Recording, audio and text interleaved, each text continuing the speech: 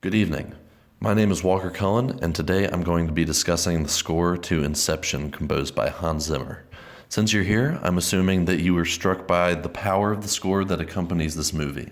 While many of Zimmer's scores are written in a grand and sensational style, this score is particularly characteristic of Zimmer's style, and in my opinion, it does far more than simply accompany the movie. In fact, I believe the score is essential to the suspense, momentum, and emotional drive of the movie. Although many of the tracks accomplish this, Zimmer's Time is by far the most noteworthy and fundamental to the story. Time was actually the first piece written for the movie and even took form before the movie was made. With the story of Inception in mind, Christopher Nolan asked Zimmer to write a piece that might evoke the emotions that a father would feel if he were trying desperately to reunite with his family, but was constantly unable to do so. After hearing the score Zimmer had written, Nolan decided to make the movie, and consequently, time and the emotions associated with it became fundamental to Leonardo DiCaprio's character Cobb. So today, using the tools of music theory, I'm going to explain how time creates these emotions. But before we get started on this, we need to discuss a few music theory concepts, starting with key. For each of the 12 keys or pitches on the keyboard, there is a respective major and minor key. A key is a collection of notes that is typically used to establish the tonal center of a given piece of music. Each major and minor key contains 7 of the 12 pitches on the keyboard, and whichever pitch is used to name the key is typically the tonal center of the piece.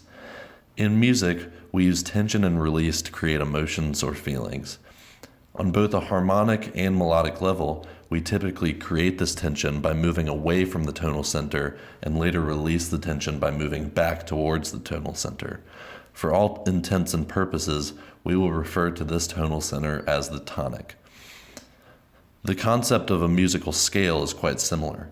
The scale is related to key and that scales are based on keys, but the word scale implies the possibility for modification and rather an ascending or descending sequence as opposed to a collection of pitches. For example, the C major scale is built on the key of C major, and the scale contains the exact same pitches as the key both when ascending and descending. However, there are scales that can be built off of C major that leave out some pitches while adding others. Nevertheless, the name still denotes the tonic of the scale. Thankfully, we won't be encountering any advanced scales today, so we can effectively use the terms key and scale interchangeably. The scale is defined by the distance between the notes being used in the scale, and we can call these distances intervals. Intervals are counted by the number of steps between notes. A half step is the distance from one note to an adjacent note, and a whole step is the distance from one note to a note 2 notes away on the keyboard.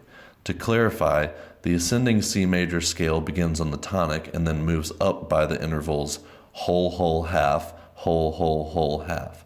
This pattern will be the same for the major scale no matter which key is being used, and the same can be said for the minor scale, which follows whole, half, whole, half, whole.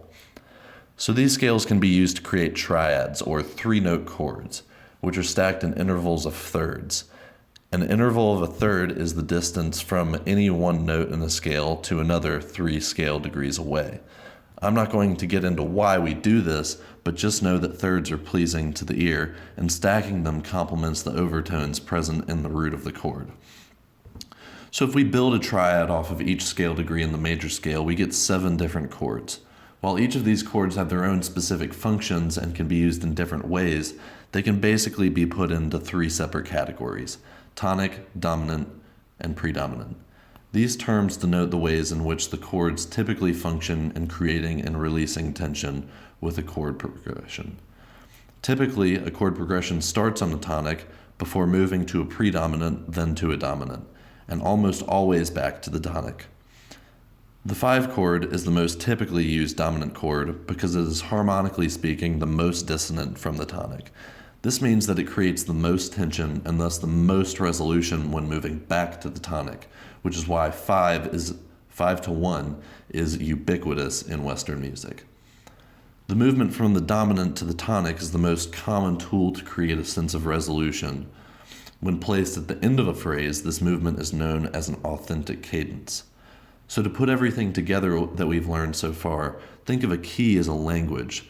The notes in the scale or key can be thought of as letters in the alphabet. Chords can be thought of as words. Chord progressions can be thought of as sentences, and the authentic cadence can be thought of as the period at the end of the sentence. Now let's consider Hans Zimmer's time. If we analyze the harmony, we can conclude that the piece is either in G major or E minor. These keys are known as relatives. Because they actually contain all the same notes and chords. In fact, all major and minor keys are related in this way. All major keys have a relative minor, and all minor keys have a relative major. The relative minor of any major key can actually be found by counting down from the tonic by 3 half steps and vice versa. So generally, when analyzing a piece of music, we can determine pretty easily whether or not the piece is major or minor, simply by listening, paying attention to the tonal center of the melody, and by paying attention to where the chord progression resolves to. However, this doesn't exactly work with time, and as it turns out, this may be exactly what Zimmer intended. If we analyze the harmony as if it were in G major, the chord progression follows the sequence 2, 6, 1, 5, 2, 4, 1, 5. And if we analyze the piece as if it were in E minor, the chord progression follows the sequence 4, 1, 3, 7, 4, 6, 3, 7. Either way we look at it, the guidelines of functional harmony established by classical theory can't really be applied. In a typical chord progression, we would expect to see an authentic cadence at the end of every 4 or 8 bar phrase. However, this isn't the case.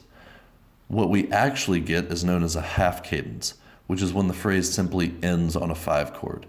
As we know, the 5 chord is the most dissonant within a key, and since it never resolves, the piece feels as if it's in constant motion. It is worth noting that this chord progression is actually a modified ascending 5th sequence, so we actually get a chain of chords moving to their respective dominant, which also adds to the irresolute feeling of the piece. This falls perfectly in line with the movie, as Cobb is constantly trying to get back to his family, but continues to run into challenges. Like Cobb, the piece never really returns home. Furthermore, the tonic chord is never at the beginning or the end of a phrase, making the piece feel quite ambiguous.